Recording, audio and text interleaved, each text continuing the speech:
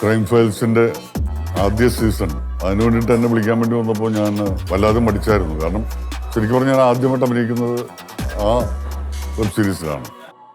Web series എന്നൊക്കെ പറയുമ്പോൾ അത് ഒരു അഡ്ജസ്റ്റ്മെൻറ്റ് തട്ടിക്കൂട്ടി സീരിയലൊക്കെ ചെയ്യുന്ന പോലെ ചെയ്യുന്ന ഒരു പരിപാടിയായിരിക്കും എന്നൊക്കെ കരുതിയിട്ട് ഞാൻ മടിച്ചു. പക്ഷേ എനിക്ക് അതിൻ്റെ സ്ക്രിപ്റ്റ് കേട്ടപ്പോഴേക്കും എനിക്കത് വളരെ ഇൻട്രസ്റ്റിംഗ് ആയിട്ട് തോന്നിയിരുന്നു.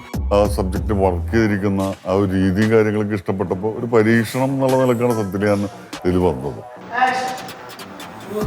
ശരിക്കും പറഞ്ഞു കഴിഞ്ഞാൽ ഈ ക്രൈം ഫയൽസിന് ശേഷം ഞാൻ 2 വെബ് സീരീസിൽ അഭിനയിച്ചു. അപ്പോൾ അതിൻ്റെയൊക്കെ ഒരു തുടക്കം കുറിച്ചത് ഇതിനകത്ത് വന്നതിന് ശേഷമാണ്. കാരണം ഇങ്ങനെ ഒരു സ്വീകാര്യത ഒരു വെബ് സീരീസിനുണ്ടാവുമെന്ന് ഞാൻ കരുതിയിരുന്നില്ല. ഈ ഫസ്റ്റ് പാർട്ടിന് ഉണ്ടായ ആളുകളുടെ ആ സ്വീകാര്യത അത് ഇവിടെ മാത്രമല്ല, കേരളത്തിൽ മാത്രമല്ല. ഇപ്പോൾ ഞാൻ തമിഴിലൊക്കെ അഭിനയിക്കാൻ ചെല്ലുമ്പോൾ അവർ പറയും ക്രൈം ഫയൽസ് എന്ന് പറഞ്ഞ ഇത് വെബ് സീരീസ് കണ്ടിട്ടോ, ഭയങ്കര ഇൻട്രസ്റ്റിംഗ് ആയിരിക്കുന്നു, ഗംഭീരമായിരിക്കുന്നു.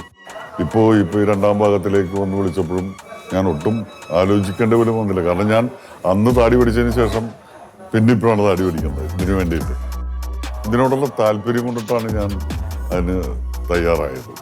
സർക്കിൾ ഇൻസ്പെക്ടർ കുര്യൻ അമറാൻ എന്ന് പറയുന്നൊരു കഥാപാത്രത്തിനെയാണ് ഞാൻ അവതരിപ്പിക്കുന്നത്.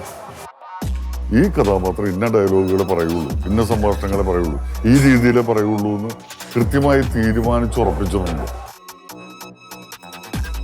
സിനിമ പോലെ തന്നെ ഇത് നമുക്ക് ഒരുപാട് ആളുകളിലേക്ക് എത്തിച്ചേരുന്നു എന്ന് പറയുന്നത് ഭയങ്കര സന്തോഷമുള്ള കാര്യമാണ്. ഒരു സിനിമയ്ക്ക് കിട്ടാവുന്ന മൈലേജ് പോലെ തന്നെ, അല്ലെങ്കിൽ അതിൻ്റെ ഒപ്പം എന്ന് പറയുന്നത്, അല്ലെങ്കിൽ അതിന് തൊട്ട് മുകളിൽ എന്ന് പറയുന്ന ലെവലിൽ വരെയൊക്കെ ഇതിന് ആളുകളിലേക്ക് ഇത് എത്തപ്പെടുന്നുണ്ട് എന്ന് പറയുന്നത് സന്തോഷം ഉണ്ടാക്കുന്ന കാര്യമാണ്. ഒരു കേസ് അന്വേഷിക്കുന്ന പോലെയല്ല മറ്റൊരു കേസ് അന്വേഷിക്കേണ്ടത്. അപ്പം ആ ഒരു വ്യത്യാസം അതിനേക്കാൾ ബെറ്റർ ആയിട്ടുള്ള രീതിയിൽ, അതിനേക്കാൾ ഒരു കുറച്ചും കൂടി ബുദ്ധിപരമായിട്ടുള്ള രീതിയിൽ നീങ്ങിയിട്ടുണ്ട് ഈ സ്ക്രിപ്റ്റിൽ എന്നാണ് എനിക്ക് തോന്നിയിട്ടുള്ളത്.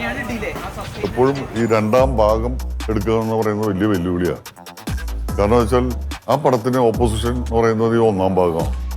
പക്ഷേ എനിക്ക് വളരെയധികം കോൺഫിഡൻസ് ഉണ്ട് ഇത് 1ാം ഭാഗത്തിനേക്കാൾ ബെറ്റർ ആയിട്ടുള്ള, ഇൻട്രസ്റ്റിംഗ് ആയിട്ടുള്ള, ഭയങ്കരമായിട്ടുള്ള ക്യൂരിയോസിറ്റി ഉണ്ടാക്കുന്ന ഒരു 2ാം ഭാഗമാണ്.